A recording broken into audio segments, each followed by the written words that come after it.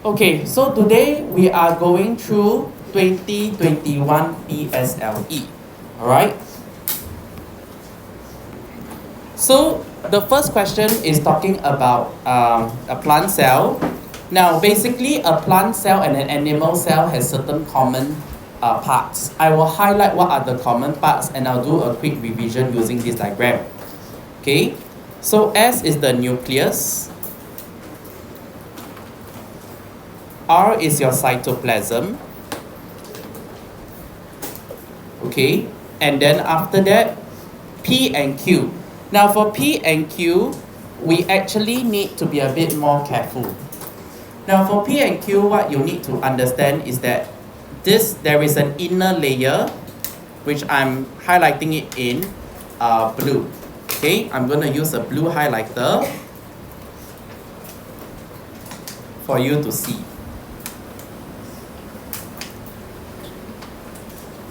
Now the one that is inner, which refers to Q, is known as your cell membrane. And then the other one, which I'm going to highlight in pink, the outer line, which is actually P, alright, is actually your cell wall. That is how you differentiate between the two.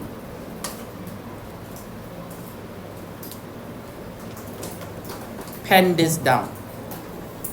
Now, what are the structures that are common between a cell, an animal cell and a plant cell? I'm going to put a red color star so that it's actually clear for you to see. Okay, what is which components are actually the same between an animal and a plant cell? So first one will be your cytoplasm, your nucleus, as well as your cell membrane. These are the three components that are the same between your animal and the plant cell. Now what you also need to understand is that the plant has a special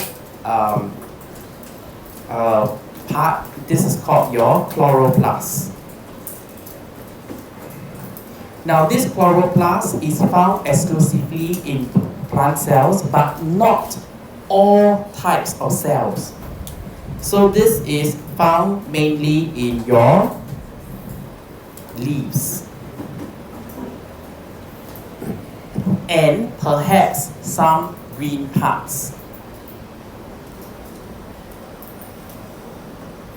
Now, why am I saying this, some green parts? Because in your syllabus, alright, we learned that chloroplast is mainly found in on the leaf, correct? Okay, because it's green, contains green pigment chlorophyll. However, in the topic of adaptation, we learn about cactus or cacti. So basically in your cactus, you will notice that actually your cactus, the body of your cactus is green in color. Okay, and the leaves are like needle-like leaves. So the chlorophyll may not be found in the needle-like leaves. Instead, they are found where? In the main body of in the stem of the cactus. So I'm just putting it forward. I'm teaching forward just in case this year PSLE they come out cactus. And then you're like, oh, it's found in the needle-like leaves. No, it's not. It is found in the green main part of the cactus. Okay? So let's go into the function. So the function of the chloroplast is that it contains chlorophyll. Your chlorophyll is actually the green pigment, and the important thing to talk about is that it traps traps light, to make food. Now, make food or photosynthesize. I want to stress the word photosynthesize or to carry out photosynthesis is a higher order answer than make food. If you go to secondary school and you put there make food, 0 marks. Trust me, I am a secondary teacher. I can tell you that. So if I were you, I will learn how to spell photosynthesis. Okay? But photosynthesis and make food is the same. Now, when describing the function of chloroplast, it is extremely important that you talk about trapping light. Many people only say, oh, chloroplast is used to make food, but they forgot the function of trapping light. Must. Next. So your cell wall, okay, I'm not going to talk very much about cell wall because later on they're going to ask you what's the function, right? The cell wall, right, basically prevents your cell from bursting or protect it from injury. Also, take note that the cell wall gives it a regular shape. Don't say gives it a shape. What kind of shape? Circle, triangle, pentagon, hexagon, you'll learn, right? And then tell me somebody may go, oh, it's a prisma shape. No, it isn't. Okay? So, you cannot say rectangle shape also. Cannot. Because in reality, if you have seen a real plant cell, it looks something like this. Okay? So some of them looks like this, some of them looks like this. But the interesting part about it is, many of the cells will look regular. So we call it a regular shape. And it protects the cell from injury. Now the kind of injury that they're talking about is actually the bursting of cells. You don't have to know it, but it's good. It's a secondary school content. Okay? Then after that, what does your nucleus do? So your nucleus, because this is not in this question, I'm going to repeat. Your nucleus, right, has many functions. Okay? The first function you need to know is that it contains DNA. Okay? Which is the genetic material.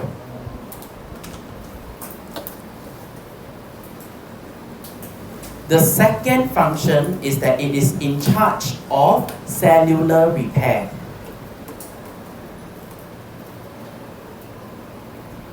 So if you remember, right, there is a specific type of cell that does not have nucleus. Okay? So anyone here knows what's the specific? Yes? Good, red blood cell. So the red blood cell is a special type of cell that has removed away the nucleus. So because the nucleus is removed, it is unable to carry out cellular repair. And this is why your red blood cells, the lifespan is about 3 months thereabout. Okay, and every 3 months, your body, your bone marrow would have to produce new red blood cells. They cannot be repaired. Okay? Finally, we go on to your cytoplasm. So your cytoplasm, right, is basically a jelly-like substance. Okay?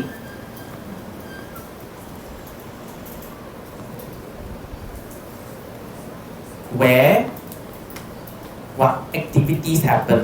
Chemical reaction happens. Okay? Where cellular activities happen. That's about it. Now for those of you who cannot catch up with my writing speed, it is okay. Because I have recorded this for you, you go back, you press play, as many times as you want, okay, and then you copy everything down. It is what it is. Next, let's go on to the actual question. Names part R. So R is the cytoplasm, it's very straightforward. Please know how to spell. S would be your nucleus. Okay?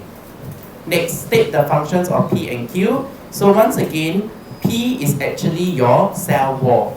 Okay? So, when they say state the function of P and Q, you are not required to identify. So you don't need to tell me it is the cell wall, but, I will suggest you state the function. Okay? Because you never know whether is it a marking point. So I want to say again, if they ask you to state the function, identify what is this structure. So this is the cell wall that gives a regular shape to the cell and protects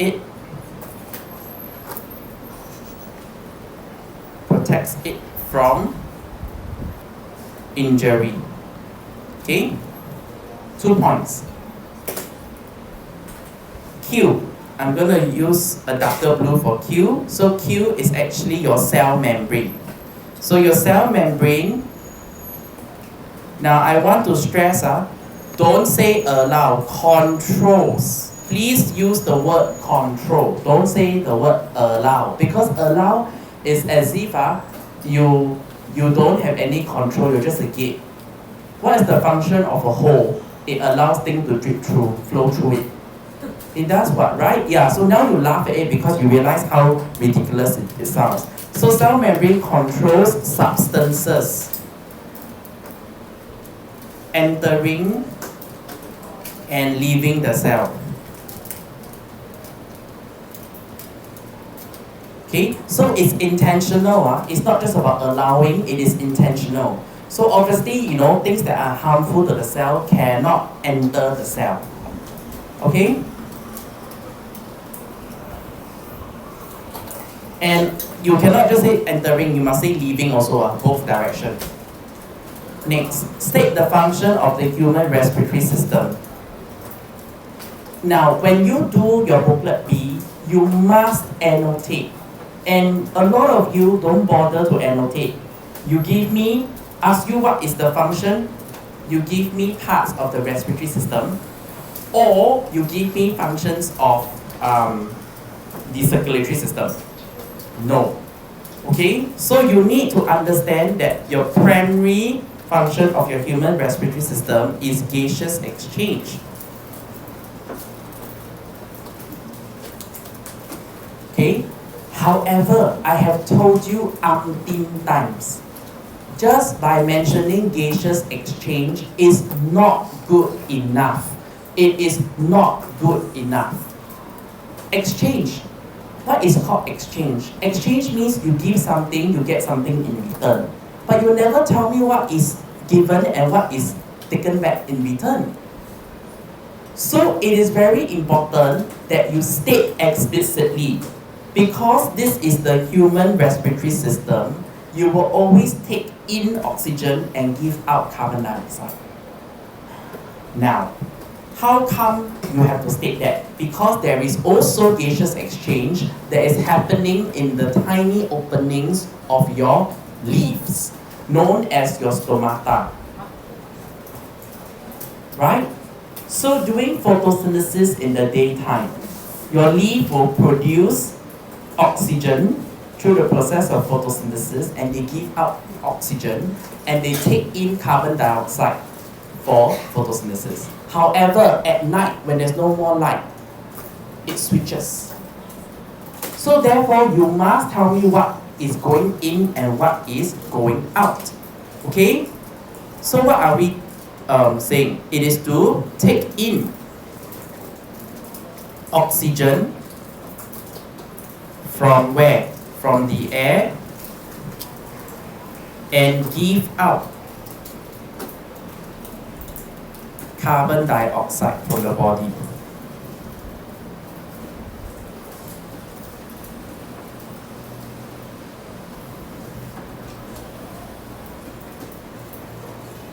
Okay? Now I have allocated the marks for you all at the side. I need you to total up your own marks, okay? So we do things, I do things that only I can do, and I leave what can be done to you all.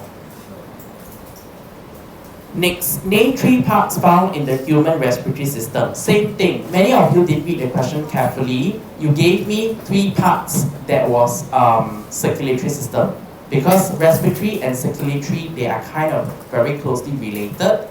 You end up giving me heart, blood vessels, and blood. That's wrong. And another thing, common mistake, please take note. Nostril is not a part of what we study, okay? Because nostril is actually just an empty hole, it is part of the nose. So what are the 3 parts? We are looking for nose, windpipe, okay, and lungs. This is what we are looking for. So if you have put nostril, cannot, because the nostril is part of the nose, right? Next, describe how the respiratory system works together with the circulatory system. Now, So this is a keyword, right? But the interesting thing is, only one person I think got this question correct, and you all made no mention about the function is carried out by who. You know, you all will just say oxygen is taken in by the body, or oxygen is taken in by the lungs. My question to you is, so does the lungs belong to the respiratory system, or does the lung belong to the circulatory system? You didn't tell me. You need to be explicit, because I'm explicitly asking you, how does the respiratory system work together with the circulatory system? Right? It is what it is. Okay? You have to make mention. And then after that, just to explain to you before I pen down everything, you do not need to write this down. I just want to draw for you.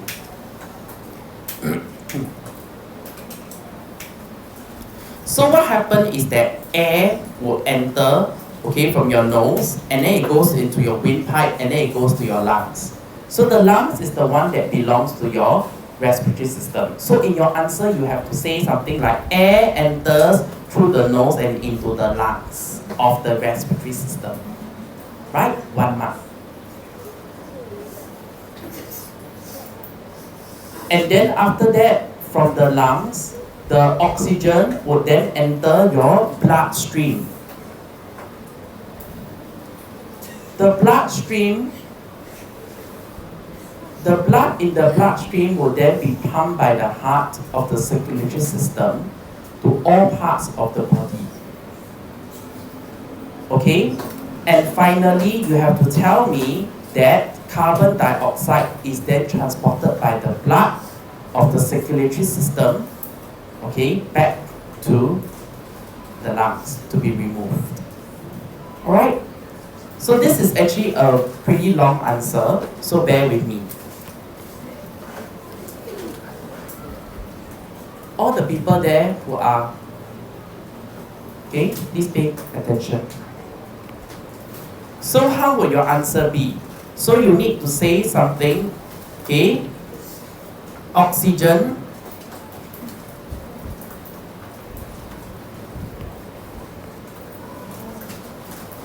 is taken in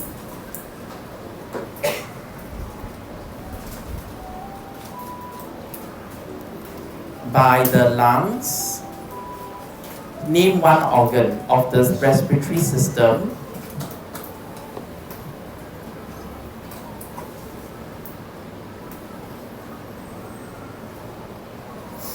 And transported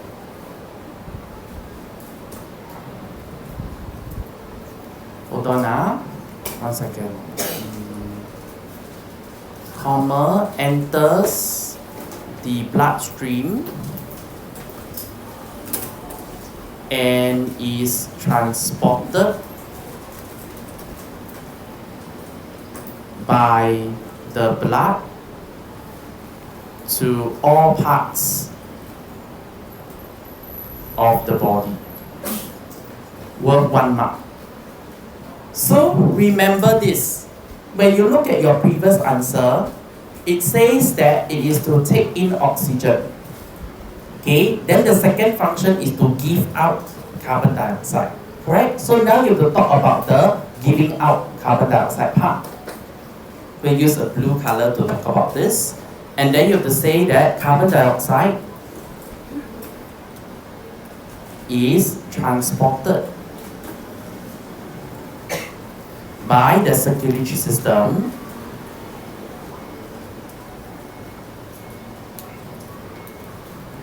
to the lungs, from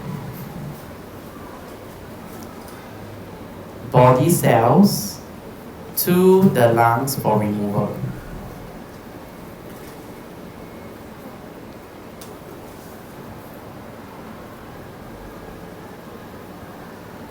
Okay? So now you talk about the taking in part and you talk about the giving out part. Your answer is now complete.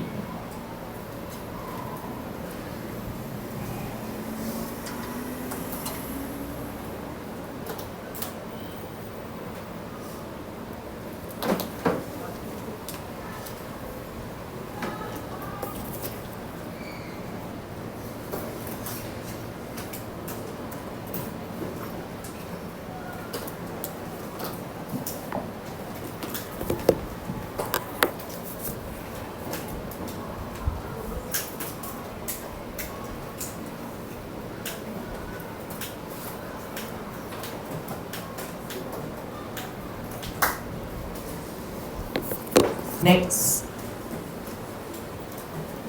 Okay. I'll hang on for a little while. Okay, once again, if you did catch it, it's okay. Go back and watch my video again.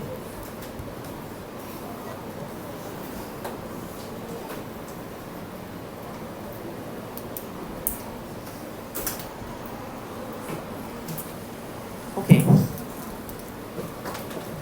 Next, David ate a bowl of rice. Rice is digested into sugar. After 3 hours, the doctor measured the amount of sugar in different parts of the small intestine. Okay, so let's talk a little bit. Let's do a bit of revision, okay? So, parts of the digestive system. We have, this is called the gutlet. Alright, the more difficult name is known as esophagus. This is your stomach. Okay, this part here, Q, is your small intestine. Okay, in fact, Q, R, and S, these three parts. Q, R, S, they are all your small intestines. Okay, so basically, I'm going to talk about a little technicality here. Now, the function of your stomach is to digest. The function of your small intestine is to digest and absorb, okay, into bloodstream. Alright, so you need to know the different functions. Now, I am going to tell you what happens. You have to follow what I say. Okay? Food first enter your mouth. Okay, I didn't draw the mouth, but imagine the mouth is here.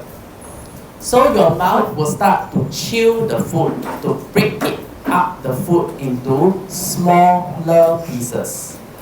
This increases exposed surface area to your digestive juices.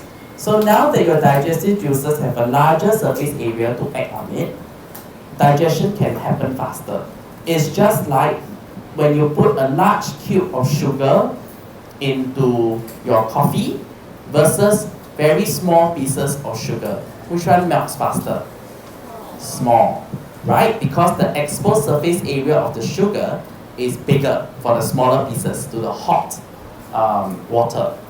So then after that, it travels down from your mouth into your gullet. In your gullet, okay, we say that the function of gullet is not to digest food, it is to transport food from your mouth down to your stomach. Now, in your stomach, food will continue to be digested. What your textbook don't tell you is that different parts of your digestive system digest different types of food. So I know you probably have heard of food like proteins, carbohydrates, fats. So different part of your digestive system digest different types. So for example, your mouth will have digested only starch, into sugars.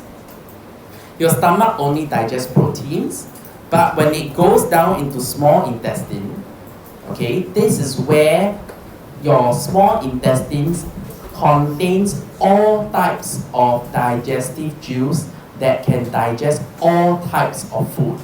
And this is why we say that completion of digestion happens in the small intestines, because small intestines contains all types of digestive juices required to digest all types of food. So when your food travels, right, it's very simple one. The longer it travels down, the more digested it becomes. Okay? It is what it is, right? So when it's at A, maybe it's not so digested. As it travels to R, okay, this is where all the digestive juice starts to enter somewhere here. So as the food travels from Q to R, it will start getting digested. Okay? And then by the time it reaches somewhere here, okay, absorption will start somewhere at R. Maybe I cannot pinpoint exactly where. Okay? But it's an ongoing process. As food gets digested, it also gets absorbed. But most food is absorbed somewhere between here. Because the food will have already been digested into small enough, simple enough substances to be absorbed into your bloodstream. Okay? So this is the complete story. And then when it goes into this part here, your large intestine, please don't tell me that your large intestine is still absorbing digested food. No. Anything that is inside here is all undigested food. You will not be able to digest it. And what happens is that your large intestine only absorbs excess water and mineral salts. Why the word excess is important? Because if you don't put the word excess there, your feces will be as hard as rocks. No, it is what it is. Okay? So now that you have the whole idea, let's look at what the question is asking for.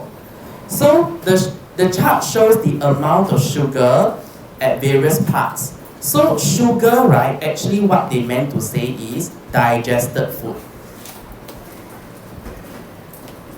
How do I know that this is digested food? Because above they already say rice is digested into sugar. So obviously if you're very well read or your teacher have taught you previously that rice and starch, when it's digested, it becomes sugar. You don't even need this piece of information to know. But now they are providing it to you. So now that you know that sugar actually equates to digested food. Okay? So the amount of sugar increased between Q and R. So a lot of you say more digestion happens at R. You're not wrong, but you're not right either. The question asks you between Q and R, but you talk about R. So are you trying to tell me that it's only at R then digestion increases? No one. I did say the minute it enters from Q, this is where all your digestive juices will be there. And then so your food will start, more digestion was, as long as it goes down, more digestion is already happening. And the question already specifically said between Q and R. But some of you just go, oh, more digestion happens at R only. What are you doing? Are you reading the question stem? Okay? So what the answer is just digestion occurred. Or more digestion occurred between Q and R. So what I'm marking for is I want to see between. Because that's what the question is asking for, right? In fact, if you just say more digestion happened at R, then this would not have happened. You know why? It takes time for your sugar to digest. So if more digestion happens at R, okay, then how can it suddenly spike up? It does not make sense. Wow, instantaneous one, snap your finger and then the level of sugar. No, it takes time to digest. It takes time to break down. Okay? So that's why it has to be between Q and R. Okay, next question. The amount of sugar decreased between R and S. So you take a look at this. R and S, it is still the small intestine. And in small intestine, you know that there are two functions. One is digestion, the other is absorption into bloodstream. So you have to say that since at R, most of the food has already been digested. Okay, so this digested food, right? They need to be absorbed into the bloodstream. So they will exit the small intestines and they will get absorbed into the bloodstream. So this is why there is a drop at S. Okay, so by the time your food reaches here, most of the food already would have been absorbed. You cannot expect such a short amount of runway to absorb all your digested food. Okay, so the minute it's digested, it will have been absorbed already. Okay, so you would say most of the food, most of the sugar, okay, has been between R and S has been absorbed into the blood vessels. Blood vessels, or we look for bloodstream, one of it. Okay? Am I clear? And this is why it drops. Next, undigested food enters an organ after leaving. So what is this organ? This organ is large intestine. Okay? After leaving the small intestine, name this organ. So name this organ is half a mark. And then state its name function. So large intestines. Okay? So the it here refers to large intestine, absorbs excess water and mineral salts. I need the mineral salts. If you do not have the mineral salts, okay, you don't get the last half mark from undigested food. Okay? Because PSLE, it requires you to have the mineral salts there. So if you have tuition teachers or you go for extra lesson out there, they say no need, just excess water, or the teacher excess water only. No. NO says no. Mr. Chong says no. Okay? You need the excess mineral salts to get the full marks. And it must be from where? Please don't just tell me absorbs excess water and mineral salts. From where? Undigested food.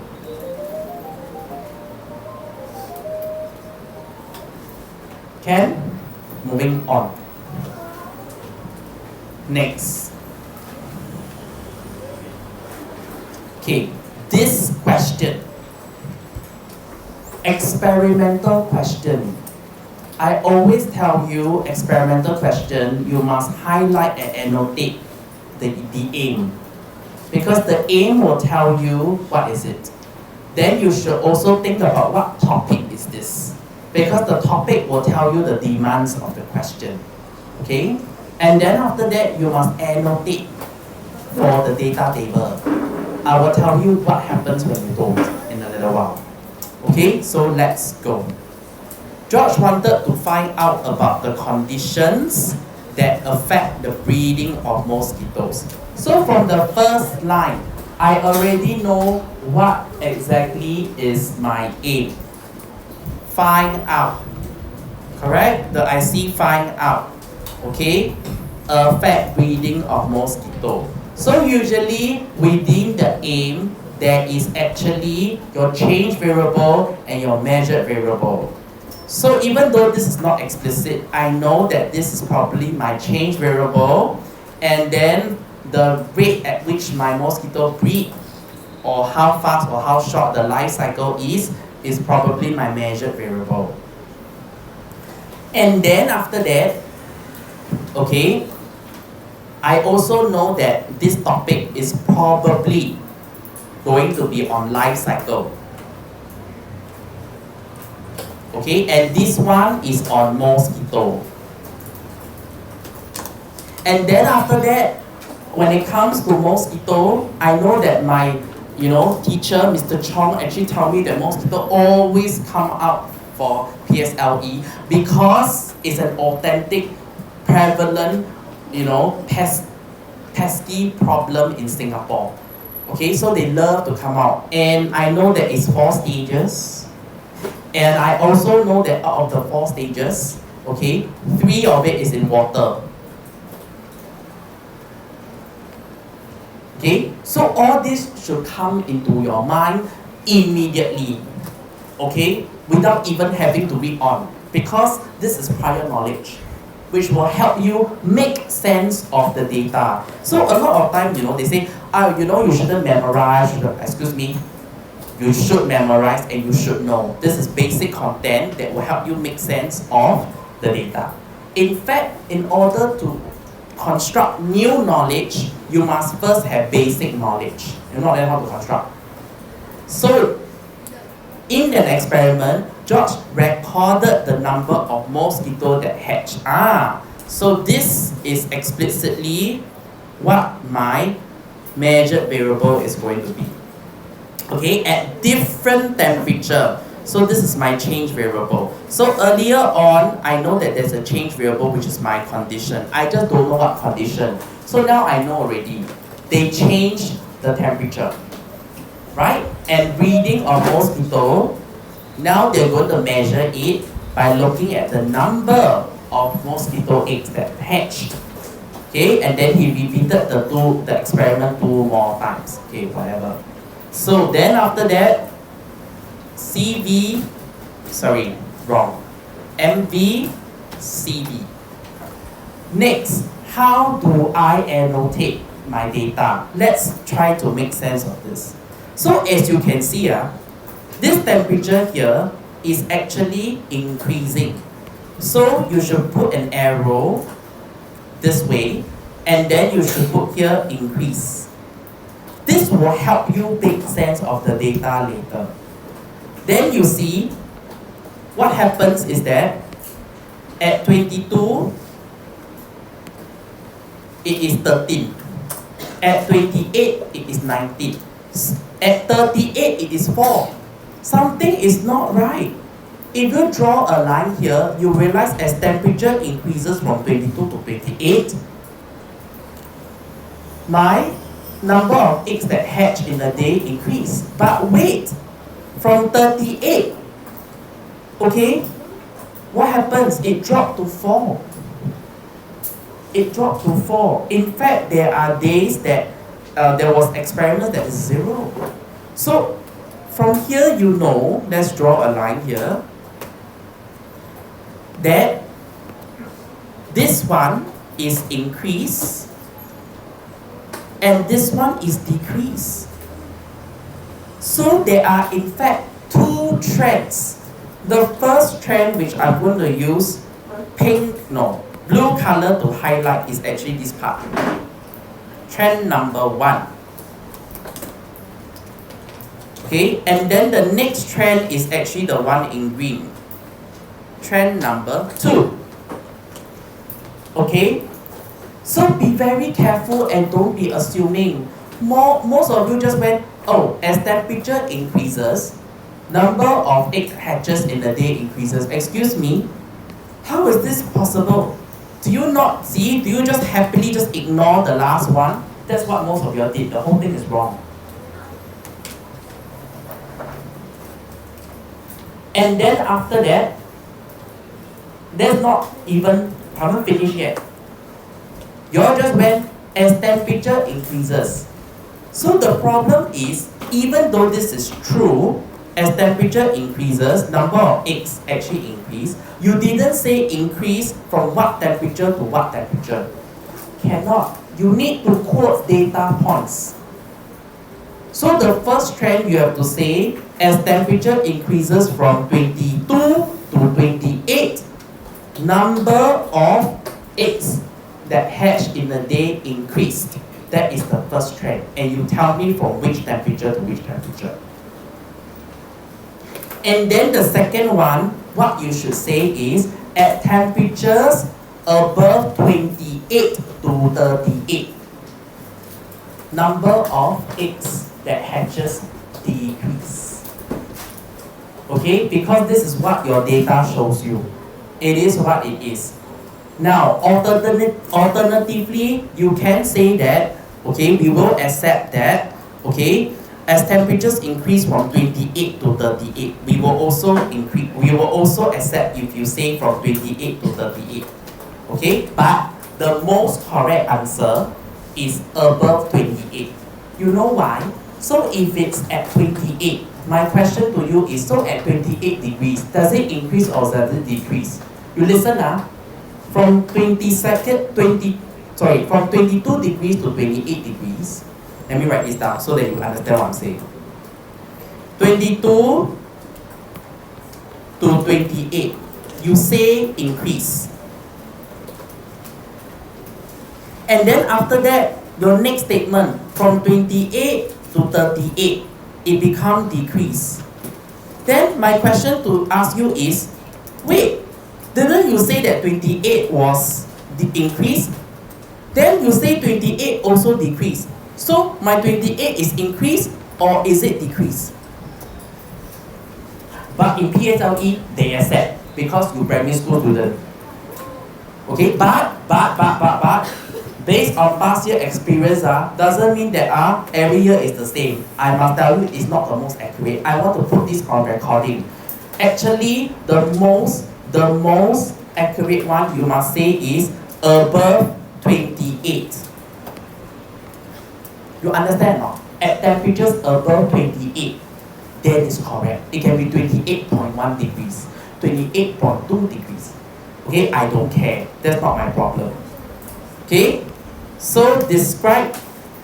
Okay, this is my CV, this is my MV. My CV should always come first, and then my MV. So let's talk about the first trend in purple color. As temperatures increase from 22 to 28 degrees Celsius. Please, sorry, let me just erase this part. I'll write this part properly for you. 22 degrees Celsius to 28 degrees Celsius. Please, degrees Celsius is there. It needs to be there. Okay, the number of, what does it say? Eggs. The number of eggs that hatched in a day, copy exactly. Okay, increased. And then we talk about the second trend. Okay, temperature above 28 degrees to 38 degrees Celsius, the number, as temperature increase, sorry, I want to add in to make it one. As temperature increase above 28 to 38 degrees, the number of eggs that hatched in a day decreases. Okay?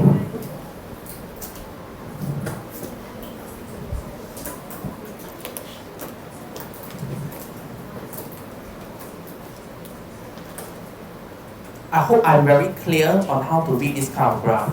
So it's quite trending that nowadays they give two trends. Okay, within a graph there is two trending points. So don't jump in and then you see the first few points or increasing, that means must increase. No, look very carefully, look closely. Use the method that I teach you to annotate. Okay, then you can do no wrong. Next. From the diagram, state one property of the balls. So we are looking at what? The balls are able to float. Or we can say that, what else can we say? Less dense, okay? Waterproof. Okay, I want to finish this for today. Explain how George's method reduces the breeding of mosquitoes. So remember this, right? Tree in water. So what are the balls doing? Ask you. Before and after. Without this, okay, I see water. I know that Mr. Chong say 3 stages. What are the 3 stages? Eggs, larva, and pupa. These 3 all in water. So what is the difference between this and this? This one got the ball. What did the ball do? The ball blocked everything already. So if the ball has already blocked everything, do you think the mosquito can even lay their eggs? No, right? So what happened is that the floating balls reduce. This is the cause. Okay, the floating balls reduce or block the exposed surface area of the water. This is the cause. What is the effect? Hence, mosquito cannot lay their eggs on the water surface. Okay, so you have to check. Okay, you have to check that you say cannot lay eggs on the water surface. Please don't just put there cannot lay eggs. Sure, they can lay, they just cannot lay on the water surface. So if they cannot lay it on the water surface, what happens is that there will be less eggs hatching because the remaining 3 stages, which is your larva and your pupa, actually requires you to have your requires you to have what? Water. Okay? Okay. So 2021 booklet B, we're continuing with question 33. A bee has larva and pupa stage. State one way that is different. Whenever you see the word different, you need to compare. And when you compare, I'm looking for comparison words like but, however, wow. Okay? So what is the best answer? There are different answers. Some of you will say, oh, molting. Okay, a larva molt, molt several times, okay, whereby it sheds its skin, but a pupa doesn't. So that is one acceptable answer. The other acceptable answer would be moving, and then the third one would be eating. So the first one that I always prefer is actually eating. So a larva eats or feeds, but a pupa does not. Feed/eat. So other alternative answers would be this one can move, but this one cannot. Okay, this one molt, but the other one does not. Okay, this question. BK collects nectars from flower. Nectar contains water and sugar. These 2 ingredients. After collecting the nectar, the bee puts it into a hole. The bee fans the nectar by beating its wings quickly. Where do you see the word fan? Which topic? Straight away, it should actually point you out to water cycle. And explicitly, the concept that is tested would be evaporation. And then when it comes to evaporation, right, what should then ring in your mind will be factors affecting rate of evaporation, which is WET. Any increase in these will result in higher rate of evaporation. So W stands for wind, speed, exposed surface area, okay, as well as temperature. Any increase in these 3 factors will result in higher rate of evaporation. I cannot stress this enough. So when you read a question, right, you don't just read for the sake of reading. You should ask yourself, what are some keywords that could hint you on what is the topic that's being tested? Right? So in this case, I remember that wind, okay, is related to fan. So this question is probably a question testing you on the concept of evaporation. Okay? So then after that, let's continue. Fans the nectar by beating its wing quickly to turn it into honey.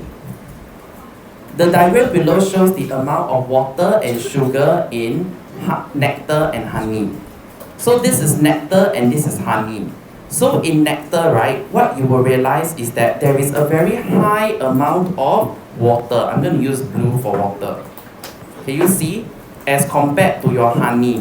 So what happens is that in your honey, none of the sugar is evaporated. Can you see your sugar is exactly the same?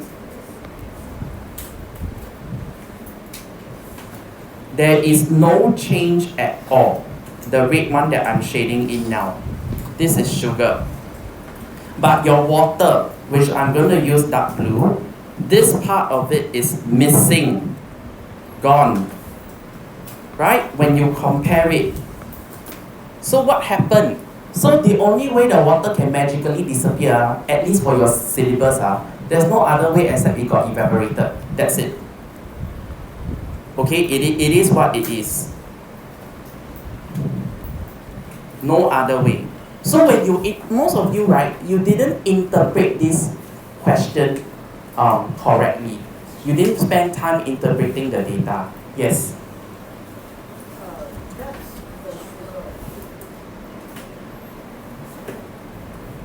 Yes, thank you for pointing it out. Thank you. Yes, this part here. This part here. Okay? So this is your water, and your water disappeared, is gone. So the only way it is gone is actually by evaporation. Okay, this part is gone. So many of you didn't spend enough time to actually study. So if you have studied the diagram carefully, you have noticed that only the water gets evaporated and not the sugar. So the problem that I have with your answers is that you tell me the nectar evaporates. But the nectar did not evaporate.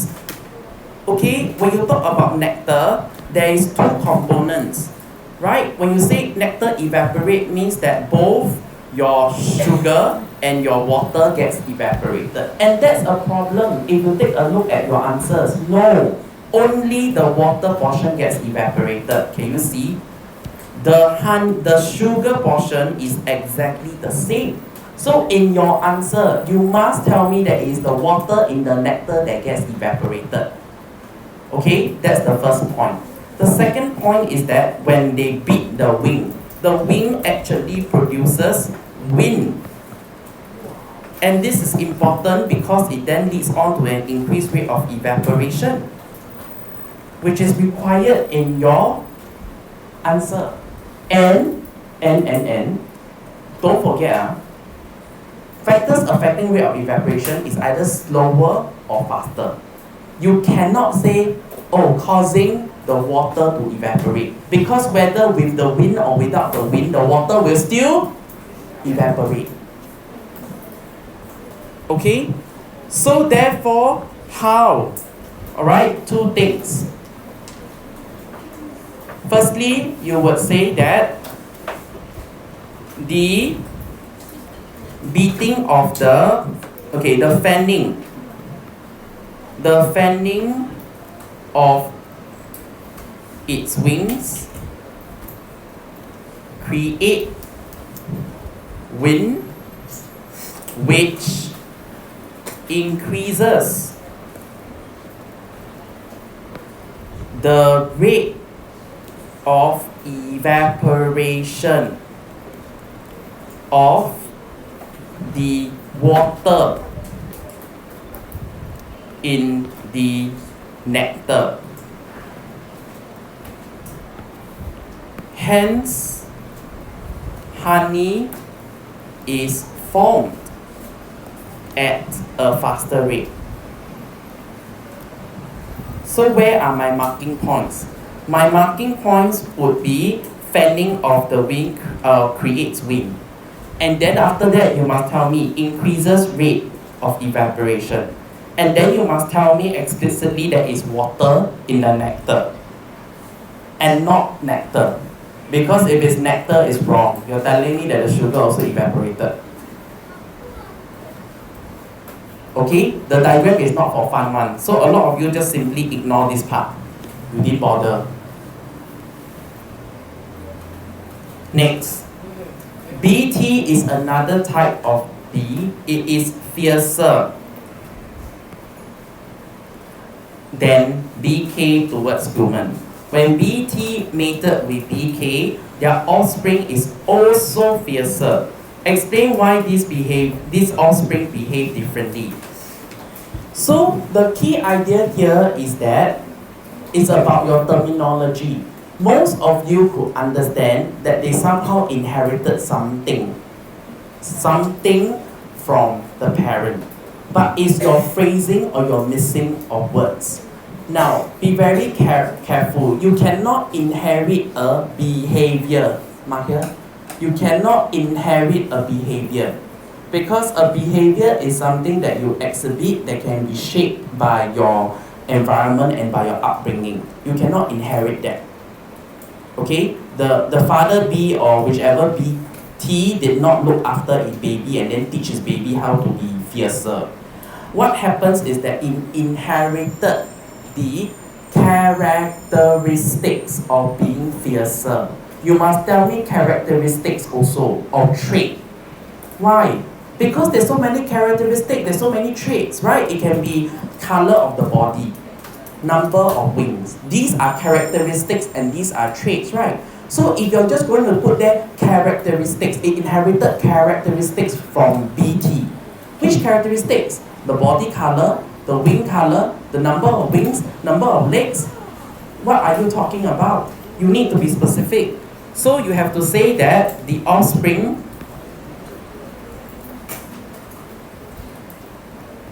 inherited the characteristics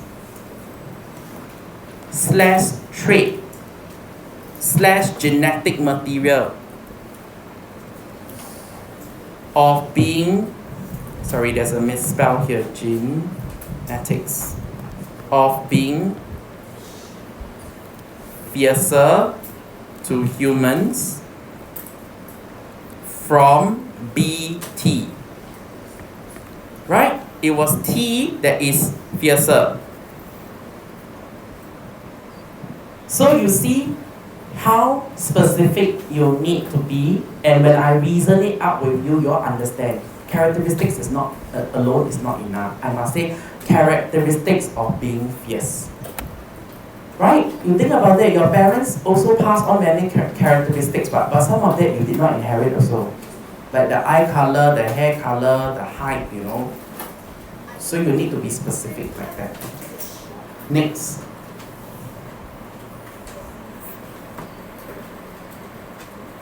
Okay?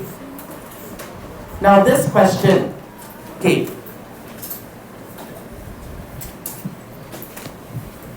John cut out a circular disc of equal size from a leaf. These leaf discs can still carry out their functions as a leaf for some time. Now before you go jump into the question, if it's an experimental question, this thing come to your mind first. Mr. Chong say must identify topic and concept. I know there are leaves. What can be tested from leaf? Photosynthesis, no, if not then stomata. Correct? It is what it is, that's about it. Okay, and then after that, you talk about things like, okay, photosynthesis, so it must be production of oxygen and food and not sunlight. All this should come into your mind when you're reading a question. And then after that, you need to identify your change and your measured variable. I've said so many times, okay, I feel like a broken recorder, but nobody ever listens to me, okay? So basically, he would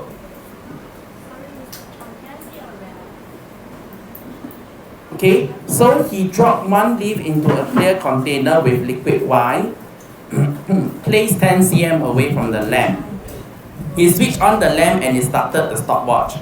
So basically, from here I already know, okay, there is a lamp. So the lamp provides light. Okay, this is probably photosynthesis, right? I'm thinking at the back of my mind. Then after that, bubbles were observed under the leaf disc after some time. John recorded the time taken for the disc to float to the surface. Oh, this is by MV. Okay, so what is my CV? I still don't know, not clear. Never mind, doesn't matter. Okay, Later then we see you can identify later or not. But then it hints me to something else again. What is the one thing that I need to take note? 10 cm away from the lamp. So why did they put this 10 cm? For what? Okay, why not 10, why not 20, why not whatever that they put 10 cm? So if we recall in your EAT booklet, I talked about distance of lamp, okay, from the experiment of setup. And this distance, right, relates to light intensity. Right? So this should come to the back of your mind also when you're reading things like that. So you realize that there is a transfer of knowledge of what I've been teaching in the EAT booklet and here. It's just whether or not you choose to take a look and apply it. So next thing, John repeated the experiment using fresh set of liquid Y and the leaf disc. He placed the containers at different distances. Aha! So this is my change variable. I found my change variable. Okay? And the results are shown. So distance of lamp, this is change variable, this is measured variable. And according to what I told you, you should come to your mind straight away. Mr. Chong said, distance from lamp equals to light intensity. Aha! So that means this is actually camouflaged as light intensity. Okay, and then after that, Mr. Chong said once again to annotate, this is increasing. And this over here is also increasing. Okay, so I know that as my distance of the container increases, time taken for the leaf disc to float now increases as well. So what is it that is being affected here? It's actually photosynthesis, isn't it? If we get the whole grand scheme of the story. Because the further you are, the lower the light intensity. Because your lamp is now getting further and further and further away from your leaf disc is getting further and further and further away. The distance now is getting greater and greater. So because of that, your leaf disc will receive less light and it will produce less bubbles. Correct? Because rate of photosynthesis drops. So therefore the time taken to go up is increasing. Aha! Then now you get the grand scheme of the whole experiment. Now they say, name the process that occurred in the leaf disc. Your answer would be, okay, photosynthesis.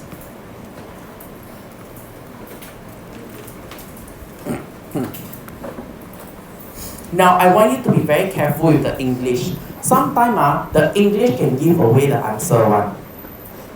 Look, the process. They didn't say name a process. They said name the process. Means they are referring to a specific process that helped the leaf to rise up, okay, to float up to the surface. So because they were being very specific, okay, the. Yes?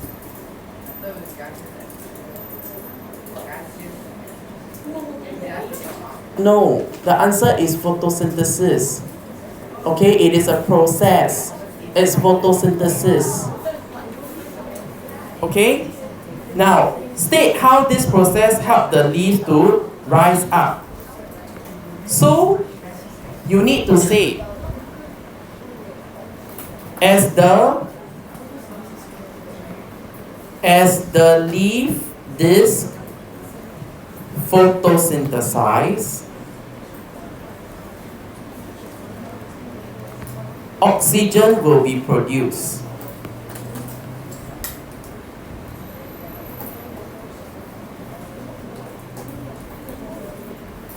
Okay, so how the marking goes is this part is half a mark. Then where did the other half mark go to? 2 points. You must get 2 correct things in order to get full marks. Firstly, you must say that oxygen will be produced. okay, and release under the leaf.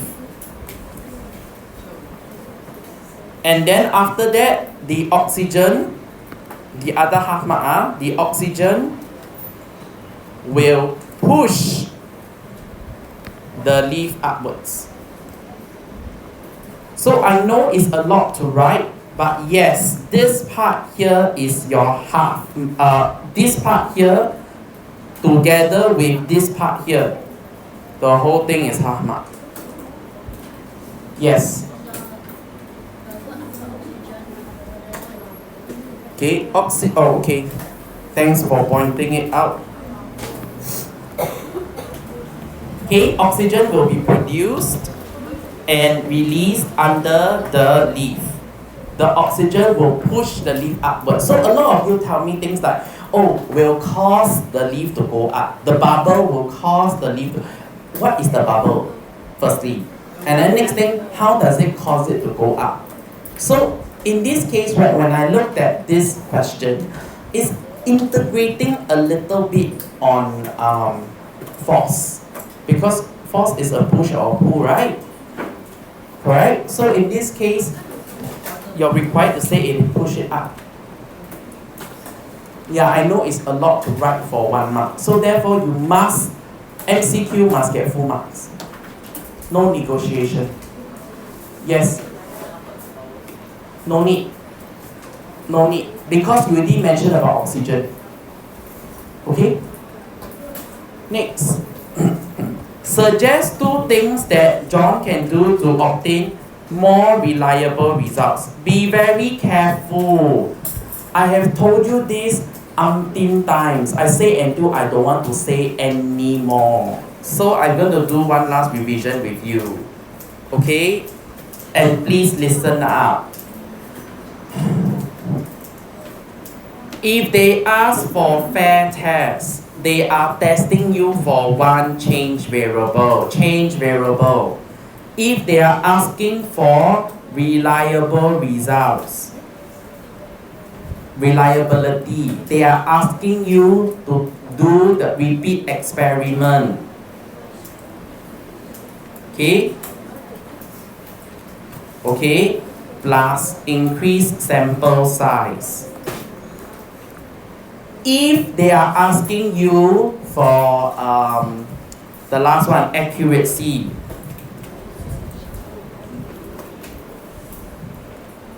they are testing you on your measured variable.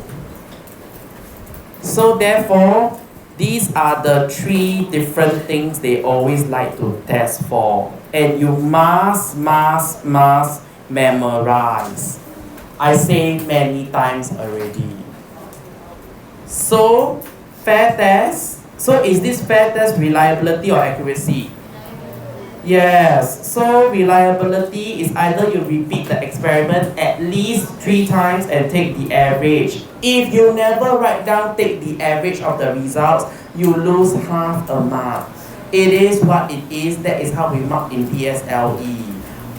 I say one. Yes, it is. And all the experienced teachers will all say the same thing as me. You must take the average. Okay, I say many times, but still there are people who just go repeat the experiment at least 3 times. Okay, then you have to say increase sample size. So when you increase sample size, what do you do? It's different from repeating the experiment more times. When you increase the sample size, it means that now how many leaf discs there are, class? How many leaf discs do you see?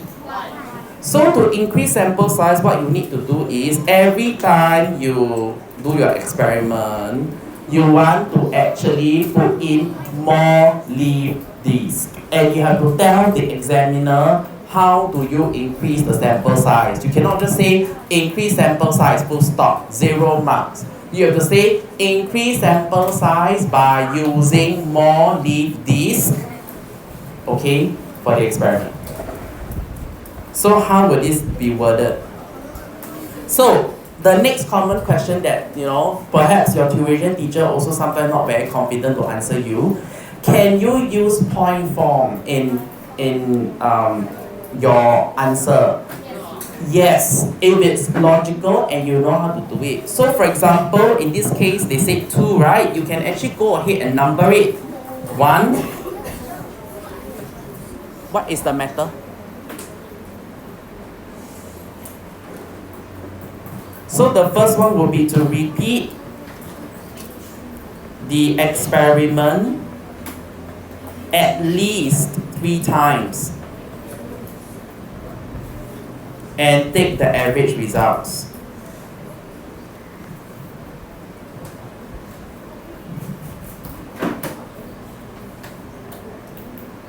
Okay, the second one would just be to increase the sample size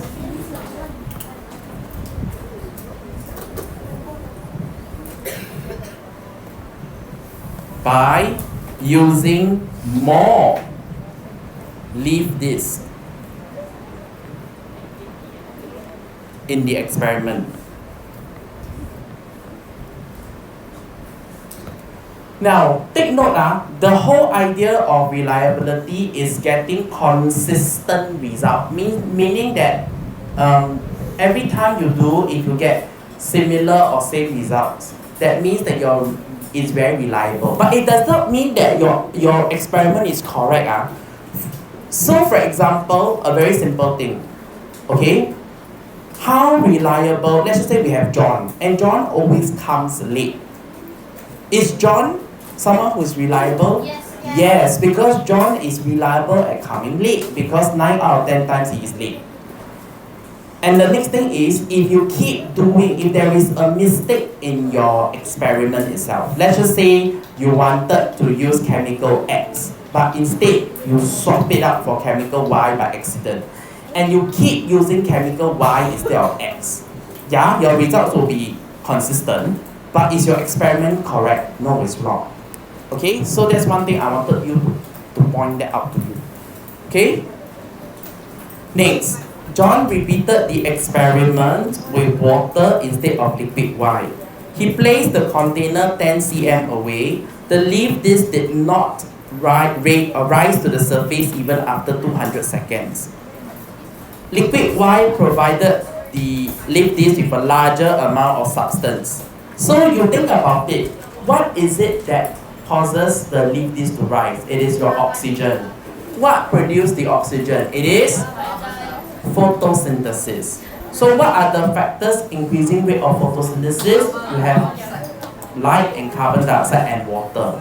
Since your leaf disc was already submerged in water, it cannot be water.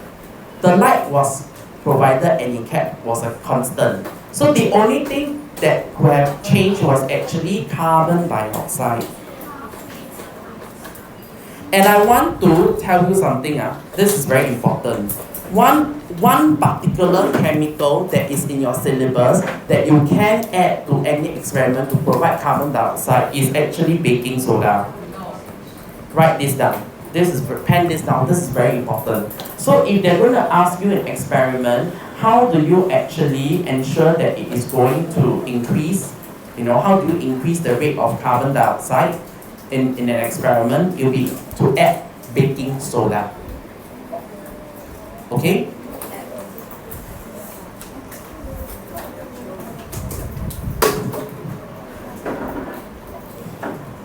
Alright, moving on. Okay, this question. Fok Choi wore a face mask in an air-conditioned room. His spectacles became fog when he breathed. Where do you see the word fog? Water cycle. This fog is actually tiny water droplets, isn't it? Okay, and when you see water droplets, the first thing that flags to your mind will be water cycle.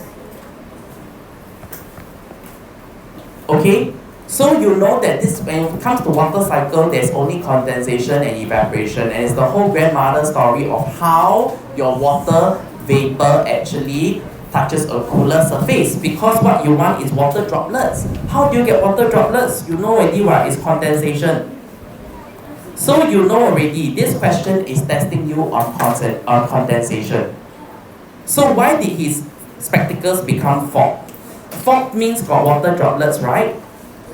So in this first case, we always identify what is the source of your water vapor that is going to be condensed.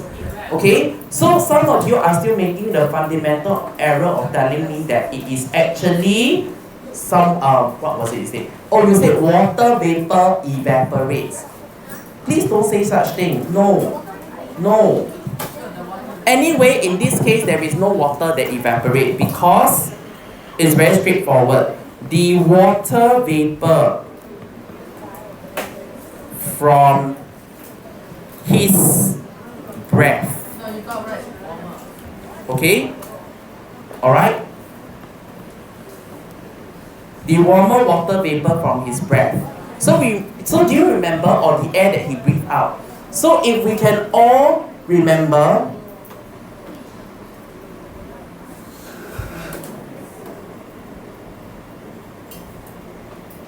if we all can remember, in exhaled air, we actually have a higher amount of water vapor. This is where the water vapor came from, because it's exhaled air. So we don't even need to say what grandmother's story about don't know where the water evaporated, and then some people say wrongly say water vapor evaporated. So be very careful. So water vapor from his breath, okay, touched or came into contact with his cooler. Okay, cooler spectacle, lost heat and condensed into tiny water droplets. This part is important because the tiny water droplet is the one that formed your fog. So if you don't have this part, okay, and you just have condensed, you won't get the marks. I say already. It's the same thing. When you say evaporate, you will say evaporate into water vapor. It is what it is. Okay, so be very careful. Now I'm going to stop here for, wait, can I, yeah. I'm going to stop at this question for today. Alright. Cars parked under the hot sun became hot quickly as heat enters the cars cannot escape easily. Alex measured the temperature inside a car parked under the sun. He started timing immediately after the car was parked. His results are as shown. So when you take a look at this question, alright, there's a few things that should come to you. Firstly, always identify what topic is this. Okay, so I have the word temperature. Now, for temperature, right, there are two topics that I hear the word temperature. One is on the topic of heat. And another topic is actually on interaction, man's impact on interaction, global warming. So when will I see this? Think about in terms of this particular point. Cannot escape easily, right? So isn't this exactly like what global warming is, whereby a build-up of greenhouse gases such as your carbon dioxide? Because of the build-up of the greenhouse gases, it actually traps heat. So state what is temperature. Now you need to memorize the definition in your consolidated notes, the one at the back. It is what it is. You have to memorize it. It cannot be any other way. Definition questions need to be exactly is. So I was marking your 2022 paper. Define what is deforestation. Of course, you all did very badly for it. Oh, and before I forget, next Monday, time practice. Okay? Now, state what is temperature. So, temperature is basically a measurement.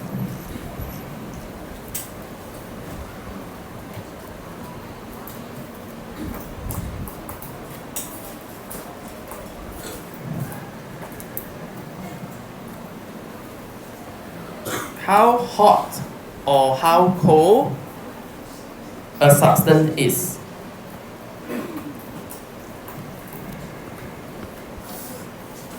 Okay? I do not want to see things like you telling me like, oh, it's about how much heat is being gained, etc., etc., etc. No. The reason why you cannot actually say that is because you need to understand that there is an event, okay, where there could be no heat. What if it's minus 200 degrees Celsius? Yeah, so there's no heat. You cannot say how much heat is there at minus 200 degrees Celsius, correct? But is it still temperature? It is. So a lot of you say things like, oh, how much heat there is, how hot an object is. But you don't say an ice cube is hot, right? You say how cold an ice cube is. Right? So when you think about it in that sense, right, you cannot just be talking about it being hot. It has to be the other way around also. It is what it is. Definition question you have to memorize. State the temperature of the surroundings. This one, many of you put 55 degrees. This is not correct. Why? Because he already said he started to measure when immediately after the car was parked. So, and I'm assuming that this particular car has no air corner, okay? Because technically speaking, if you have an air conditioner, it should be lower. Let's be honest here. I blast my car's aircon at 16 degrees, right? It's just too warm, it's ridiculous. But in this case, it's not reflected in this question. So, the answer cannot be 55. The reason why you all put 55, right, is because you all always think about the fact that, oh, temperature will increase or decrease until it's same as the surrounding temperature and then it remains constant. So because you see this here that is constant, straight away you think it's 55. But ask yourself, having a surrounding of 55 degrees, is it even logical? We'll be cooked. We'll be toasted. That's not possible, and this is where you didn't read the question carefully or you didn't think on a deeper level. Is 55 degrees as surrounding temperature even a logical answer? In Singapore context, no. So at PSLE, they usually would talk about context that you have been to or you have been exposed to, because it's not fair to test you about concepts that you have no experience. Okay, so don't tell me things like, oh, you know, the other countries maybe it heats like, 55 degrees. Okay, so the answer here is 30 degrees Celsius. Make sure you have your units with you. Next, state the time taken for the temperature to reach 40. So 40 is over here. Oh, sorry, my bad. 40 is over here. Okay, and the time taken is actually 10 minutes. And please unit as well. Next, Alex put a film over a car window to reduce, okay, the amount of sunlight coming into a car. A bubble was seen. So right off the bat, you should know that bubble is filled with what? Air. Okay? Air. It is air. Full stop. Explain why the bubble became bigger. So if the bubble was filled with air and it became bigger, there's only two plausible reasons. One is if, let's just say, you put more air into the bubble. But is that possible? No. So it's not about putting more air. And then you go back to the fact that you have already identified that, hey, the topic that is being tested here, the concept is on heat. What concepts fall under the topic heat? Expansion and contraction, right? So one of it is expansion, and you all must know expansion and contraction. Last year, PSLE paper came out, uneven expansion. So I will talk about it in a little while. So over here, so because you already identified, right? So it has to be expansion in order for the bubble But you cannot say the bubble expand. You have to say the air in the bubble expand. And then to expand, what do you need? You need heat. Correct? So in order to expand, you need heat. In order for it to expand. If not, it's not going to. So once again, whenever we talk about heat, I've told you this umpteen times. Heat is directional. You must tell me from where to where. So you have to tell me the air or the air in the bubble gained heat from the sun or the warmer surrounding and expanded.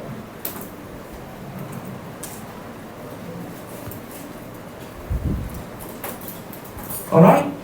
That is what I want to see. Any questions so far? All okay?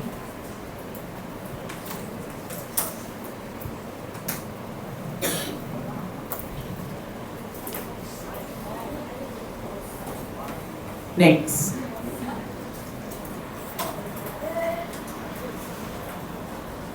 Terence drilled a small hole at the bottom of a pail and hung it above a plate.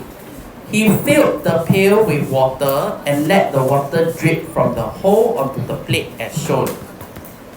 A sound sensor recorded the sound made by the water droplets. The results are as shown. Okay? State the number of water droplets that fell in the first 30 seconds. So 30 seconds is here. Right? Okay? So anything that is after and we don't count. We are only looking at anything that is on this side that falls, okay, before this line.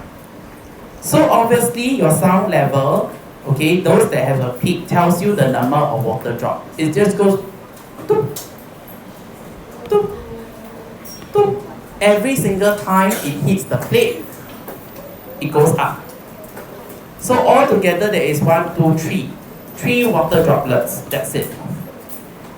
Suggest why the sound is not at 0 between 10 to 15.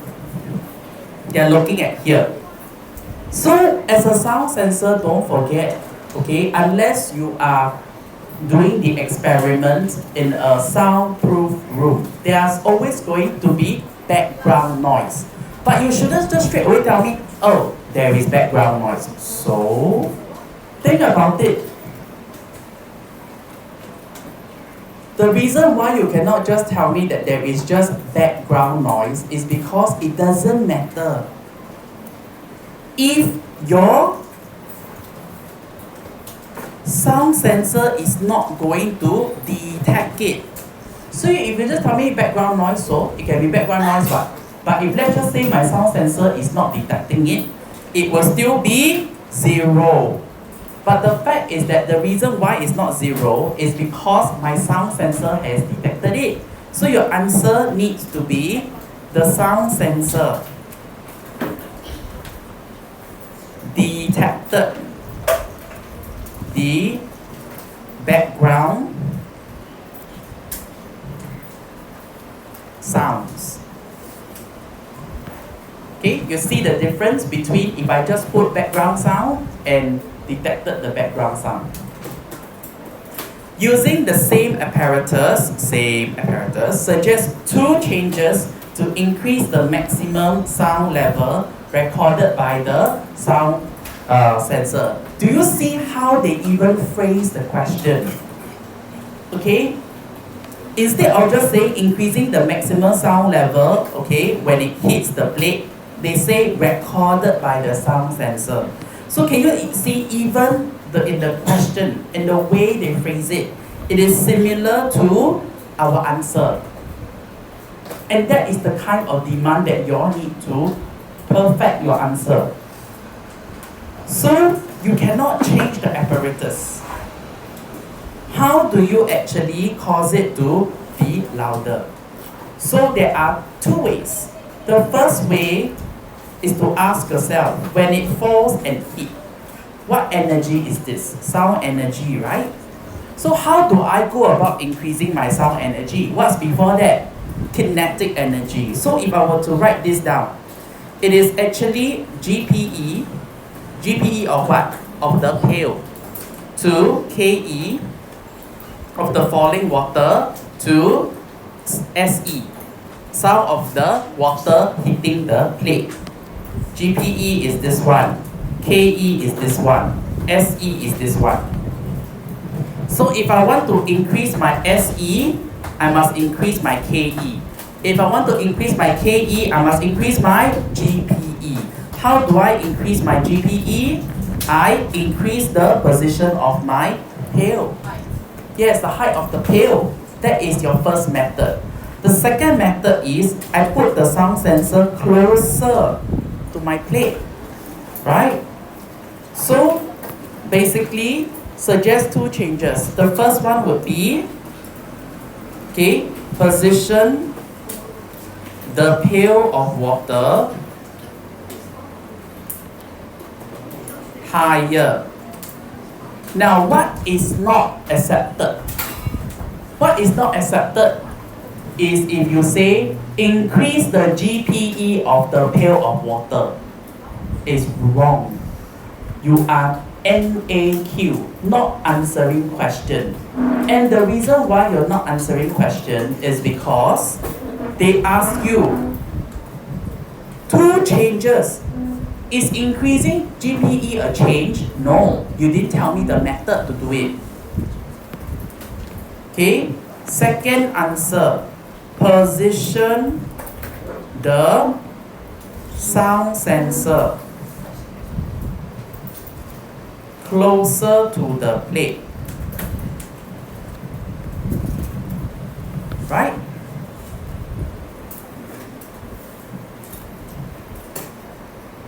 Okay, problem solved. You did what they wanted. You suggested the two changes without changing any apparatus. Right?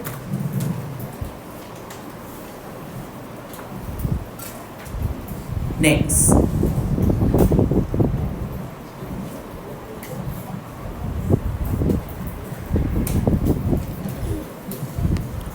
Kumar set up an apparatus in diagram 1. Okay, so straight away when I look at this screams, okay, electrical circuit to me. Right off the start, straight away I know I need to employ my CEO. So I'm going to take a little bit of time to unpack what is CEO for you once again. CEO is a framework that you use to answer all questions related to electrical circuit. It is what it is. Follow this framework and you won't have issues. So C stands for circuit. Close or open. Write this down. You have to answer this question. Okay? E stands for is the electrical circuit. Can the electricity, let's make it easy, electricity flow? Can it flow through the circuit or not? And O stands for the outcome. So the outcome, right, will depend on the question. Why? So there are many outcomes plausible, right? So for example, you can have whether or not the light bulb, does it light up or doesn't light up? You can have electromagnet, okay? So does a bar with coiled wires around it become an electromagnet?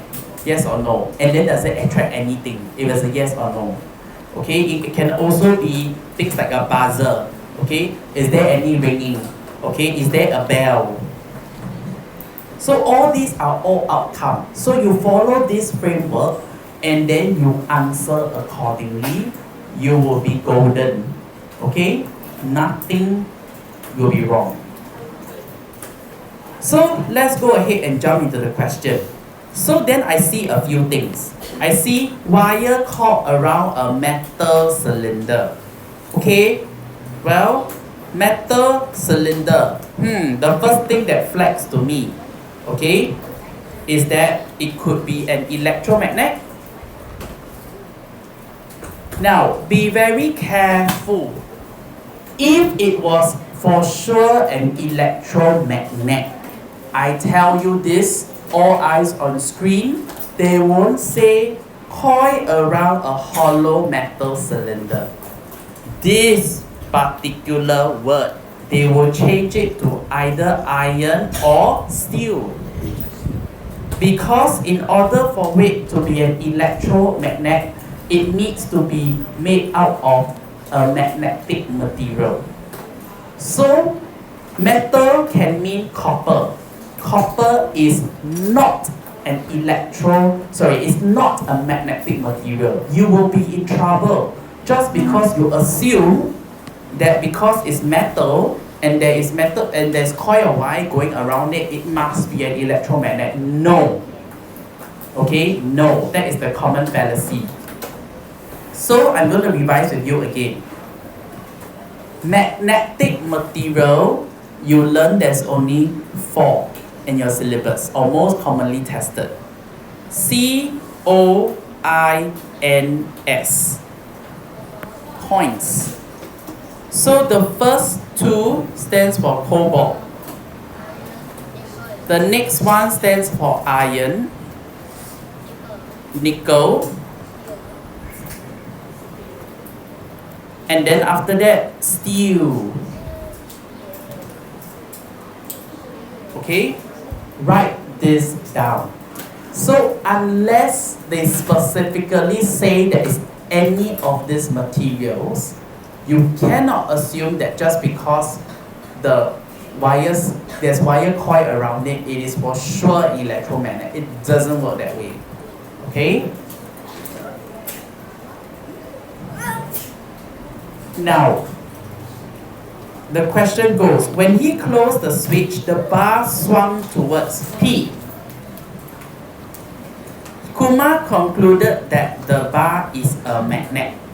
State if you agree with Kumar's conclusion. Okay? Explain your answer. So, the answer should be no. Why no? Because if this bar, okay, is a magnet, say this is a magnet, if it is, okay, whether or not it's switched on, this particular, it should swing towards this. Because remember, in order for it to be an electromagnet, what must it be? This has to be made out of a magnetic material. So if it's a magnetic material to begin with, it should already attract your bar if your bar is a magnet, even without turning on the circuit. I say again, if this was a magnet, it should be attracted to this magnetic material before you turn on anything. Correct? Because magnet will attract to magnetic material, so it should swing towards this side. You don't have to wait until you turn on. Okay? So this is not true. It is not true. Okay? So he observed. So let's explain his observation. So when he turned on this, only then this swings towards this side. What does this tell you? This tells you that this is not a magnet, but rather it is made out of an magnetic material. That's all. And only when this one becomes an electromagnet, only then will this swing over. Before that, it wasn't. So your answer should be no. If the bar was a magnet, it would be attracted to the metal cylinder, because there's only one cylinder, so it doesn't matter, even before the switch was turned on.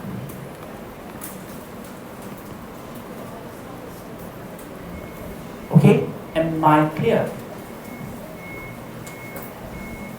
So, how do you score for science? The key thing is to remember what your teacher says and annotate, and don't jump to answer, don't jump into conclusion. Do it step by step. And the one thing I always tell students, flip the question. Flip the question. Ask yourself, what if it's not? What should happen? So for example, in this case, ask yourself, this one's, ask yourself, if it's a magnet, what will happen? If it's not a magnet, what will happen? Okay? Okay, this question. Kumar designed a game named Bobbing Carrots. What a name. Okay? An iron rod and a spring are fixed to the plastic carrot from below. The bottom end of the spring is fixed onto a wooden ball. So, let's be honest here, blah blah blah blah blah. I don't know what on question is talking about. I read the first time, I don't know. It's so complicated. How do I then decipher this? Even for myself as a teacher, when I read questions like that, I get very frustrated and it's very lengthy. But the first thing I always ask myself, what topic is this? This is on electricity. And this over here is basically an electric diagram. It's a circuit, right? So basically, I will ask myself, when this switch is closed, what would happen? So when this switch is closed, probably this becomes an electromagnet.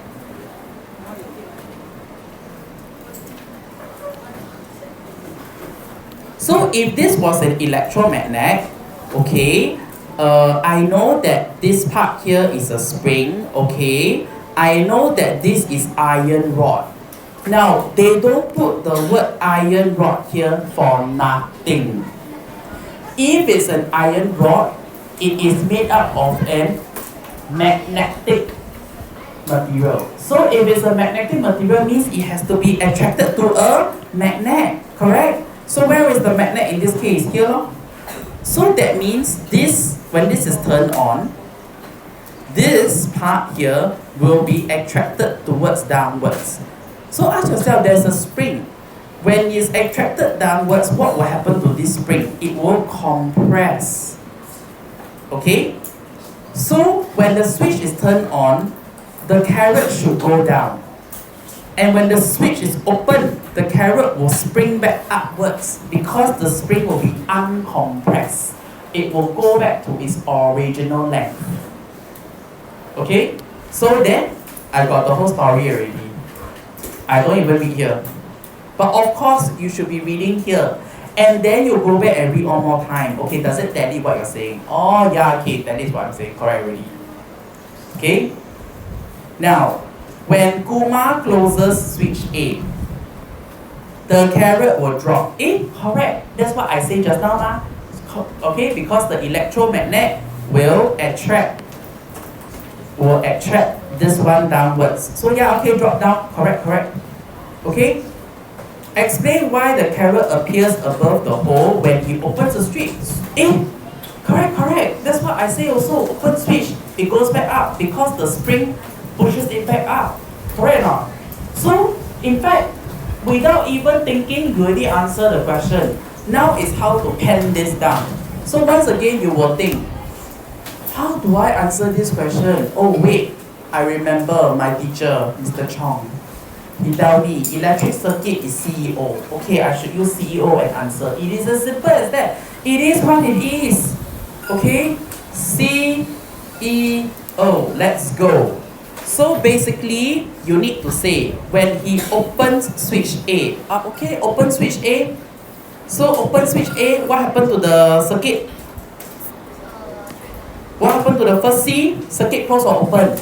Open. That's it. So I will follow when the switch is opened, the circuit is open. Okay, first C done, check.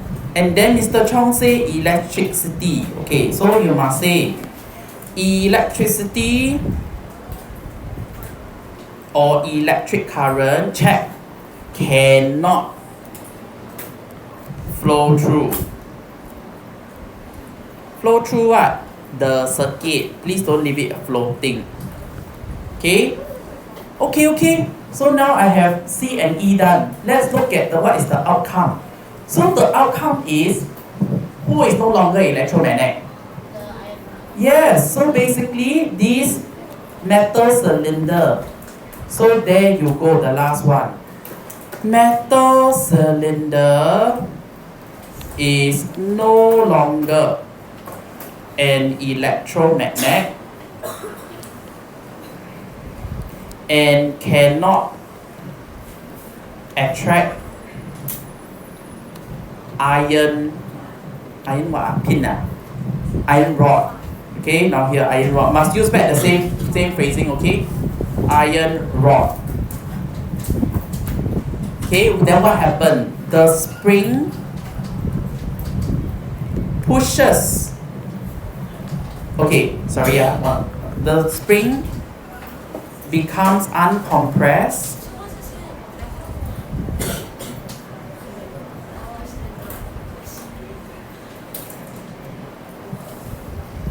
and pushes the carrot up.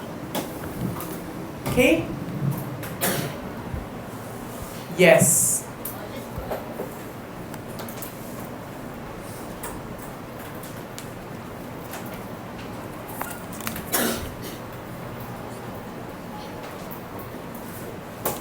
Okay, so you have NAQ. NAQ stands for not answering question. So your answer, when A is closed, did the question ask for A is closed? No, opens, right? So why do I want to talk about it being closed? So therefore you got your 2 marks, your full marks, but 2 marks. But the first part here is NAQ. The more you write, the more unnecessary things you write, the more likely you are to make a mistake. So that was my marking annotation to you. Not answering question, the first part. But you got the... So what happens in exam is if you write something that is true, that is correct, and you don't... It's true, it's correct, and it doesn't contradict what you say, we ignore it. You still get full marks. However, if you write something extra and it's wrong, rule 4 applies and we will subtract marks. Okay? Yes?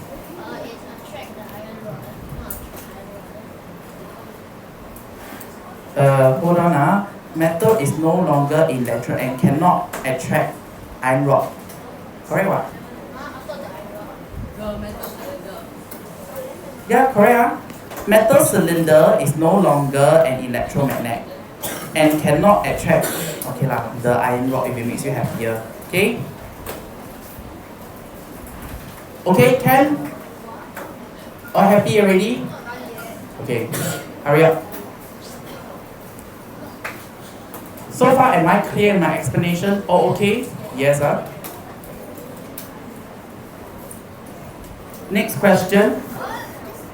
Suggest 2 ways to make the carrot drop into the hole faster while making sure that the carrot appears above the hole when the switch is open. So 2 ways. Now, so if we go back to the diagram, if you want the carrot to actually appear faster, means you want it to shoot up faster, like pew. So to do that, there is 2 ways to go about doing it. The first way is to make your spring longer, alright, or to use a stiffer spring. Okay? The next way is to coil more coils around your what? Around your magnet. Okay? So drop into the hole faster. Okay? Oh wait, hold on drop into the hole faster. Oh, my apologies, sorry, it's not use a longer spring. Because this one is drop faster, go down faster, one not show up faster, right? Okay, so read the question one more time. So you should use a spring that is less stiff. Less stiff, okay? Can less stiff, then drop faster. Okay, so first way will be use a spring that is less stiff. Okay, second method would be coil more wire around the metal cylinder. Okay? Can? All understand? So because when you use a less stiff spring, you need less force to bring it down. Okay? Or less force is needed to compress the spring. Because drop faster. Next. This question. Okay. Describe one way to find the volume inside the coin bank. Some of you tell me, oh, fill up the coin bank with coins. Huh? Really? Volume leh. I'm not asking you how many coins can you fill in it. Then some of you just say, oh, pour water into the coin bank. Huh? Pour water, pour how much water? Pour 10 milliliters? Pour 1 whole liter? Okay? So, in this question, what you need to do is to actually fill up the car completely with water. So in your answer, I must see somewhere along the lines of fill up the car completely with water. The word completely need to be there, or fill the car with water. So if you say fill the car with water, right, because you never say how much, when you say fill, by virtue of English, fill means fill lah, the whole thing. So I won't penalize you. But if you say pour some water, that's where you get penalized. And then after that, you need to pour the water out from your car into a measuring cylinder. That's what you need to do. Okay? So step 1. Fill the car, the coin bank, completely with water.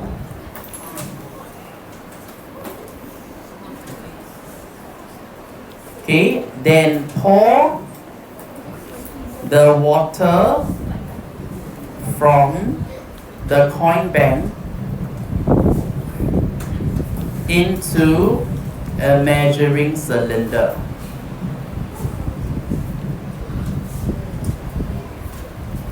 Okay, then after that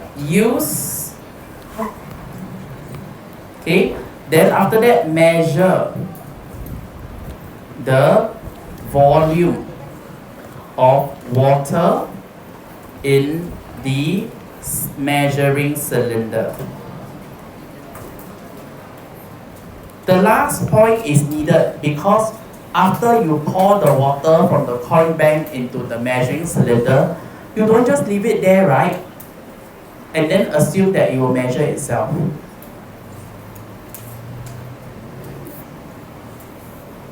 Next, the volume inside the coin bank is 200 cm3. Charlie has 200 similar coins. Each coin has a volume of 1 cm3. Explain why Charlie cannot put all the 200 coins into the bank. So this question, very interestingly, the answer is actually got to do with the coin having a definite shape. Let me draw it out for you to see.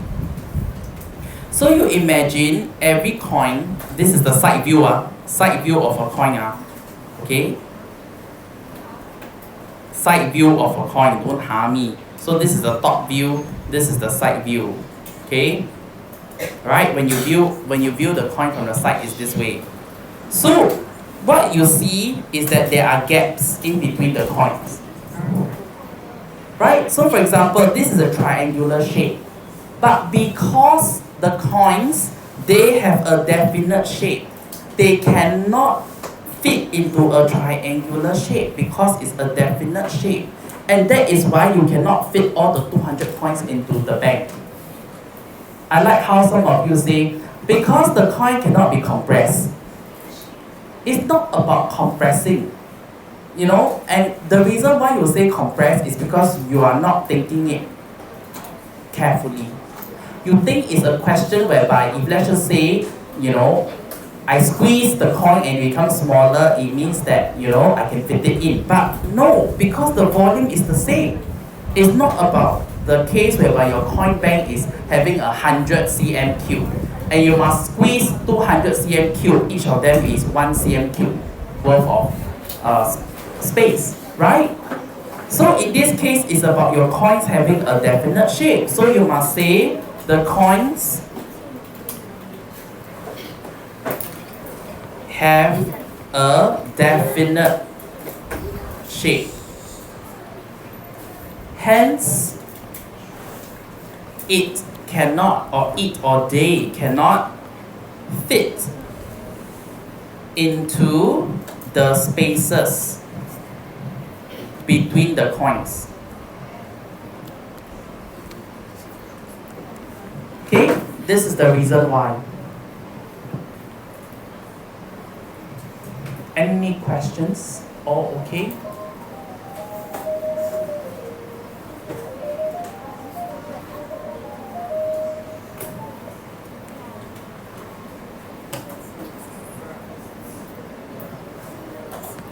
The coins have a definite shape.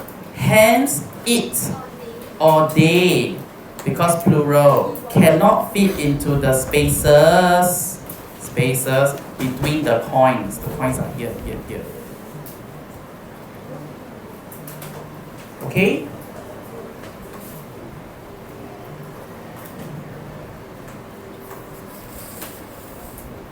Can? Okay.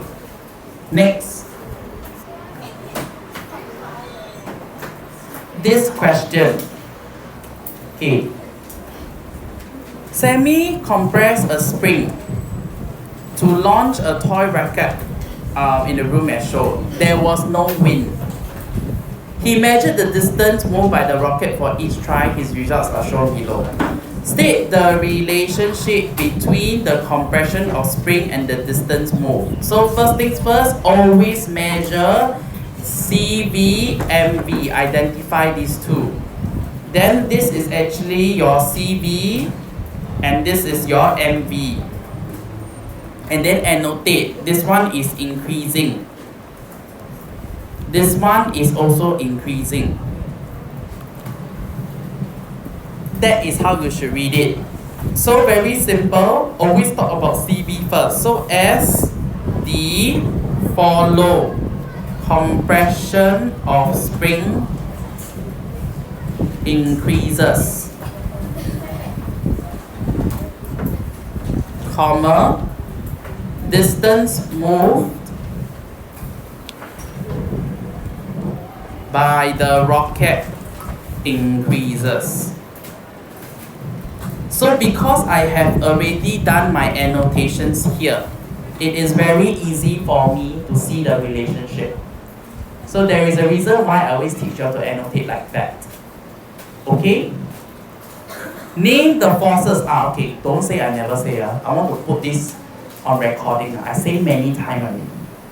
Whenever you see energy or forces question, check the question, check your answer. Are they asking for forces or are they asking for energy? A lot of time people will tell me, elastic spring energy.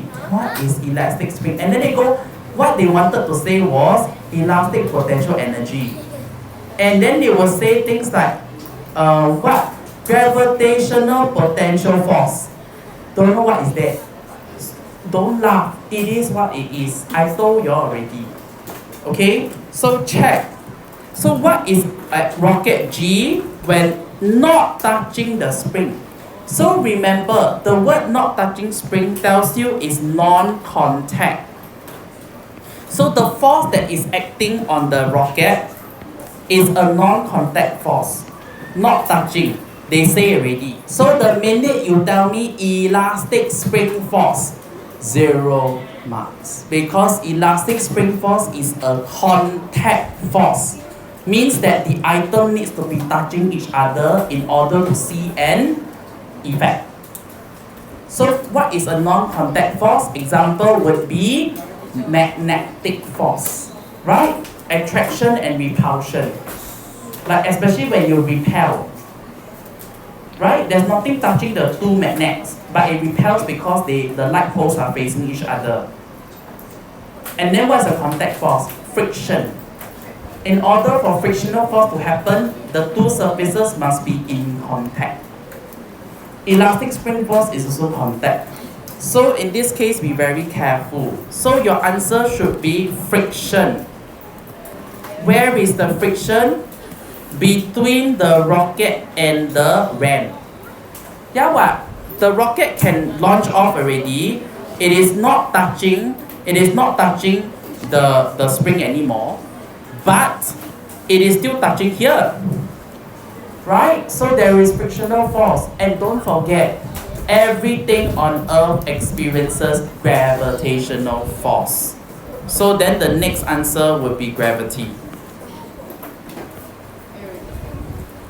These are your two answers. No. Hello. Do you not see these? Why? No. They want you, this is negligible. They purposely put it there, okay, so that to negate your answer. Yeah, it is.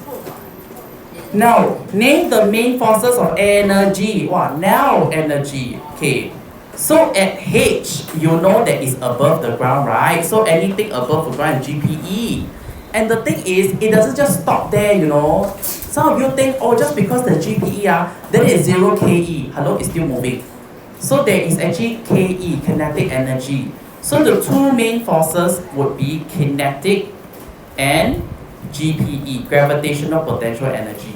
And I tell you, you are not allowed to use short form or acronyms. You have to spell the whole thing out. Yes.